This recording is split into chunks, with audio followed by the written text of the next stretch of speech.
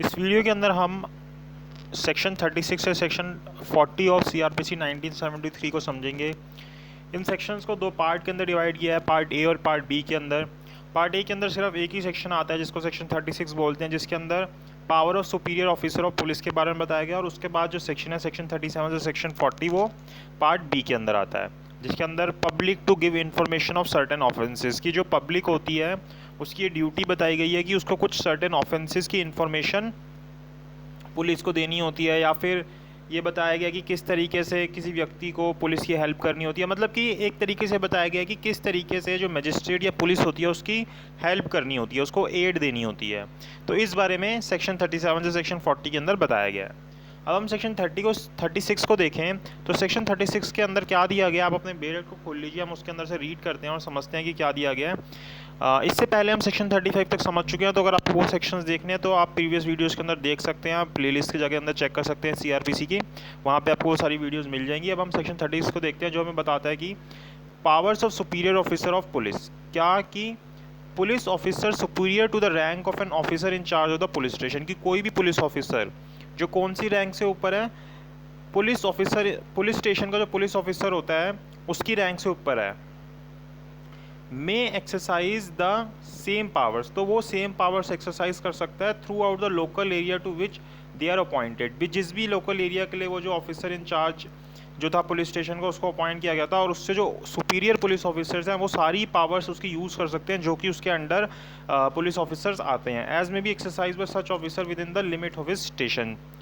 ये क्यों डाला गया कि भाई जो सुपीरियर ऑफिसर्स है वो अपने से सबॉर्डिनेट ऑफिसर्स की, जितने भी ऑफिसर्स होते हैं उनकी पावर्स को क्यों यूज़ कर सकते हैं, ताकि जो केस है उसको, या फिर जो इन्वेस्टिगेशन है, या फिर जो जुरिडिक्शन जिसके ऊपर भी वो काम कर रहे हैं उसके अंदर वो ढंग से काम कर सके। जो इन्वेस्टिगेशन करनी है या फिर अगर किसी क्राइम को प्रिवेंट करना है तो उसको वो सही से कर सके, क्योंकि अगर उनके पास पावर्स नहीं होंगी जो उनके सबॉर्डिनेट ऑफिसर्स के पास हैं तो फिर वो काम सही से नहीं कर पाएंगे। तो मेन पर्पस यही है कि वो इन्वेस्टिगेशन सही से कर पाएँ और जो क्राइम है उसको प्रिवेंट कर पाएँ। इसी वजह से ये पावर्स जो है सुपीरियर ऑफिसर्स को भी दी गई जो उनके सबॉर्डिनेट ऑफिसर्स के पास होती है। और ये मेन कौन बताया गया, जो officer in charge of police station होता है उस तक के लिए बताई गई है ये। तो सेक्शन 36 के अंदर हमें इतना ही बताया गया। फिर अब हम आते हैं सेक्शन 37 के ऊपर, जो कि aid to the magistrate and the police का अंदर सब पहला टॉपिक है। ये क्या बताता है कि public when to assist magistrate and police, की कब पब्लिक की ये ड्यूटी बन जाती है कि वो जो मजिस्ट्रेट या पुलिस होती है उसको असिस्ट करेगी। अब ये ड्यूटी जो है ये लीगल ड्यूटी है, अगर इसको ब्रेक किया जाता है तो ये पनिशेबल ऑफेंस हो जाता है। अगर हम सेक्शन 187 देखें आईपीसी का तो उसके अंदर ये ऑफेंस होता है कि अगर कोई व्यक्ति किसी भी मजिस्ट्रेट या पुलिस की हेल्प नहीं करता तो उसको उसके अंदर ऑफेंडर माना जाता है। तो पहले हम देखते हैं कि सेक्शन 37 के अंदर क्या दिया गया। सेक्शन 37 के अंदर बोलता है कि कोई भी व्यक्ति जिसको पुलिस या मजिस्ट्रेट की हेल्प करनी है, किस किस केस के अंदर उसको मजिस्ट्रेट या पुलिस को असिस्ट करना पड़ेगा। तो every person is bound to assist a magistrate और police officer reasonably demanding his aid, की जो भी पुलिस ऑफिसर या जो भी मजिस्ट्रेट किसी व्यक्ति की एड मांग रहा है, रीजनेबल एड मांग रहा है, तो उस व्यक्ति को, उस मजिस्ट्रेट या पुलिस ऑफिसर को हेल्प करनी पड़ेगी। कब मांगेगा वो, जब पहली बात बताई है, तीन चीज़ें बता रखी कि कब कब वो रीजनेबल डिमांड कर सकता है। यहाँ पे जो रीजनेबल डिमांड वर्ड है ये बहुत इंपॉर्टेंट है।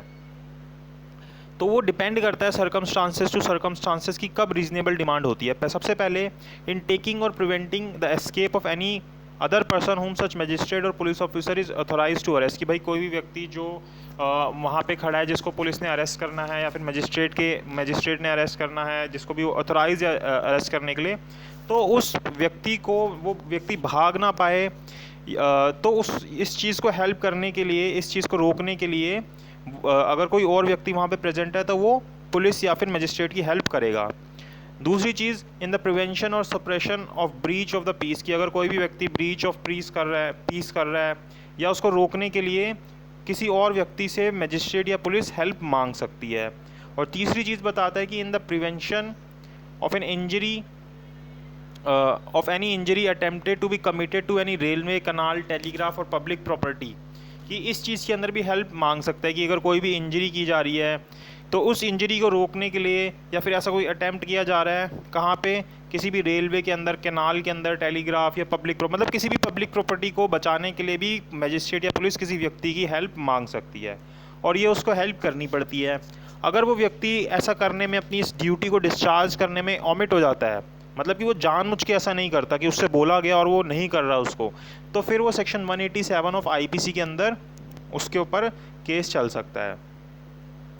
फिर सेक्शन 38 को देखते हैं हम, जिसके अंदर हमें क्या बताया गया है, aid to person other than police officer executing warrant, कि भाई जब वारंट इशू होते हैं तो उसके अंदर जिस भी पर्सन को वो वारंट दिए गए कि जाके आप एग्जीक्यूट करो,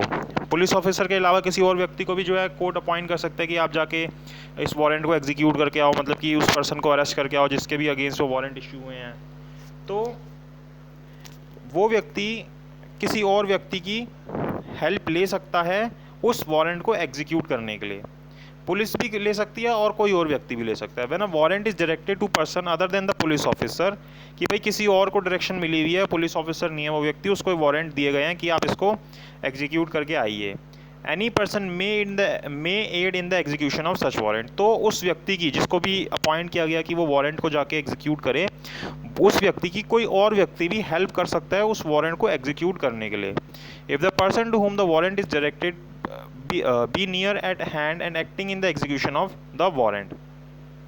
तो वही दे रखा है कि कोई भी व्यक्ति की हेल्प ली जा सकती है। फिर सेक्शन 39 के अंदर आते हैं, जो बताता है public to give information of certain offences, की जो पब्लिक होती है उसकी ये ड्यूटी बन जाती है कि उसको ये ऑफेंसेस बता रखे हैं स्पेसिफिक इसके अंदर, कि अगर ऐसे कोई ऑफेंसेस होने वाले होते हैं या होते हैं तो उनकी ड्यूटी होती है कि वो जो पुलिस है या फिर जो भी उसके बारे में इंफॉर्मेशन दे।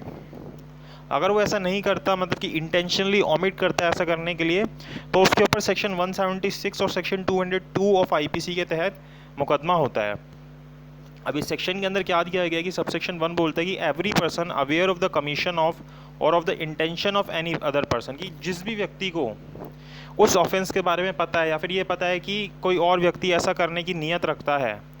ऐसे ऑफेंस करने की, और वो आईपीसी के अंदर पनिशेबल है। अब कौन कौन से सेक्शन है इसके अंदर, बहुत सारे सेक्शंस बता रखे हैं, तो आप उसकी लिस्ट दे सकते हैं, जैसे section 121 to section 126 and section 130 भी इसके अंदर इंक्लूडेड है, सेक्शन 143, 144, 147, 148, 161 टू 165A, जिसके अंदर इलीगल ग्रेटिफिकेशन की जाती है, तो ये सारे दे रखे हैं इसके अंदर। 270 टू 278 जिसके अंदर adulteration of food and drugs के बारे में बताया गया है। ऐसी सेक्शन 302, 303, 304 जिसके अंदर लाइफ को इफेक्ट होता है, मर्डर की जो सज़ा होती है वो बता रखी हैं। 364A जिसके अंदर किडनैपिंग या रैंसम के बारे में बता रखा है। सेक्शन 382 जिसके अंदर किसी को रॉन्गफुल रिस्ट्रेन किया जाता है। तो ये सारे जो है इसके अंदर थेफ्ट के बारे में बता रखा है। तो ऐसे जो ऑफेंसेस हैं वो बता रखे हैं। shall in the absence of any reasonable excuse the burden of proving which excuse shall lie upon the person so aware। तो अगर कोई रीजनेबल एक्सक्यूज़ नहीं होता तो जो पर्सन भी ऐसा बोल रहा है कि इस पर्सन ने ऑफेंस कमिट किया या फिर इस पर्सन की इंटेंशन है ऐसा ऑफेंस कमिट करने की, ऐसा ऑफेंस कमिट करने की, तो ये ड्यूटी भी उसके ऊपर आ जाएगी प्रूव करने की, बर्डन ऑफ प्रूफ भी उसके ऊपर आ जाएगा कि ये पर्सन इस ऑफेंस को कमिट करना चाहता है। Forthwith give information to the nearest magistrate, तो वो इन्फॉर्मेशन किसको देगा, जो भी उसके नियरेस्ट मजिस्ट्रेट है या फिर पुलिस ऑफिसर है, तो उसको वो इन्फॉर्मेशन देगा उस ऑफेंस के जो भी कमिट हुआ है या फिर किसी भी व्यक्ति की अगर इंटेंशन है ऐसे ऑफेंस को कमिट करने की, तो इस पर्सन की ड्यूटी बन जाती है कि वो जाके इसके बारे में बताएगा नियरेस्ट मजिस्ट्रेट या पुलिस ऑफिसर को। For the purpose of this section, the term offence include any act committed at any place outside India which would constitute an offence as committed in India। तो इसके अंदर offence जो word है वो इसको भी include कर लेता है कि अगर कोई offence आउटसाइड इंडिया कमिट होता है लेकिन अगर वो इंडिया के अंदर भी पनिशेबल होता, तो अगर इंडिया के अंदर अगर वो ऑफेंस होता, तो अगर ऐसा कोई ऑफेंस इंडिया से बाहर किया गया तो वो भी इस सेक्शन के अंदर इंक्लूड हो जाएगा। फिर आते हैं हम सेक्शन 40 के ऊपर, जो कि हमें क्या बताता है, duty of officers employed in connection with the affairs of the village to make certain report. तो ये विलेजेस के बारे में बता रहा है कि विलेजेस के अंदर अगर ऐसी कोई सिचुएशन अराइज होती है तो वहाँ पे किस तरीके से इंफॉर्मेशन या एड किया जाता है।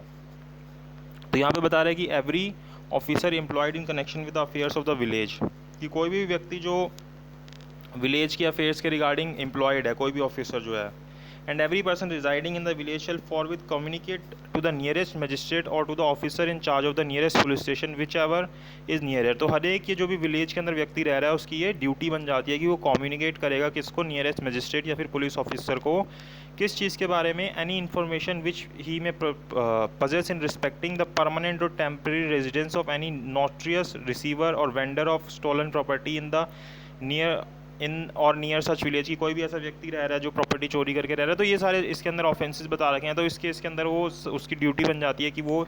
सारी इन्फॉर्मेशन देगा। इसके सबसेक्शन 2 के अंदर ये बताता है कि विलेज का मतलब क्या होता है। विलेज मतलब कोई भी जो विलेज लैंड होती है वो इंक्लूड हो जाती है उसके अंदर।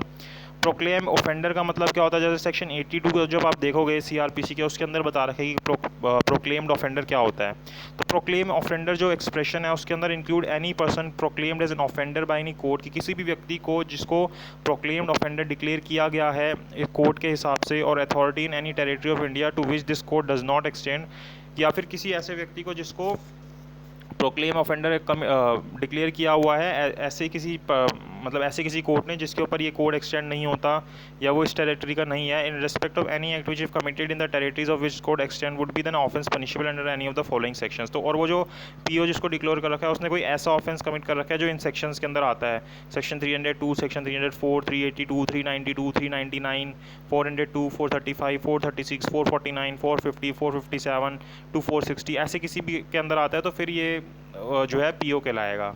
The word officer employed in connection with the affairs of the village means, कि जो ये जो वर्ड है officer employed in the connection of the officer means, इसके अंदर कौन कौन इंक्लूड हो जाएगा, जो भी पंचायत है, मतलब विलेज की जो भी पंचायत है, या फिर कोई भी हेडमैन है, या फिर कोई भी ऑफिसर्स है जिसको अपॉइंट किया गया है एडमिनिस्ट्रेशन के लिए विलेज के, तो वो सारे पर्सन इंक्लूड हो जाएंगे।